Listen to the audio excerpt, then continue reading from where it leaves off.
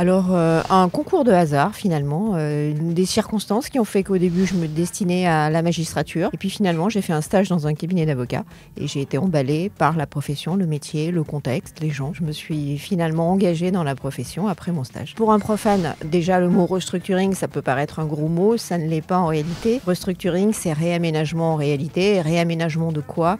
Moi, je m'occupe exactement du réaménagement de l'endettement des entreprises de façon à les aider pour passer une situation difficile, une échéance de trésorerie et réorganiser finalement l'entreprise de façon à ce qu'elle puisse poursuivre son activité tout en trouvant des accords avec ses principaux créanciers, notamment ses créanciers financiers, et qu'elle puisse continuer tranquillement sa vie malgré les difficultés de la vie quotidienne et aujourd'hui du monde qui nous entoure avec la crise. Alors l'accompagnement effectivement d'entreprises en difficulté ou en sous-performance, c'est déjà un lien fort avec le dirigeant puisque j'ai un rôle de conseil. Je suis généralement la première à arriver dans un dossier où il y a des difficultés financières. L'idée, c'est de pouvoir proposer des solutions, d'abord de faire un diagnostic de la situation et de proposer des solutions pour arriver au retournement de l'entreprise et permettre aux dirigeants justement de relever la tête et de voir plus loin sur son business et ne pas être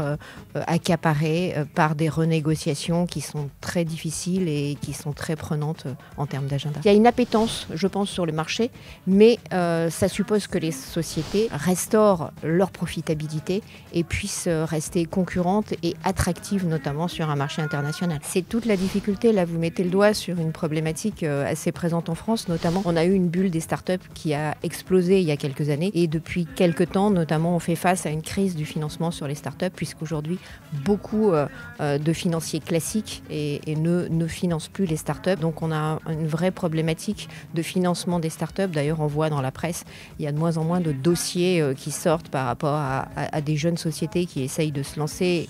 Le coût du financement est devenu tellement important que c'est vraiment un gros obstacle au lever des financements.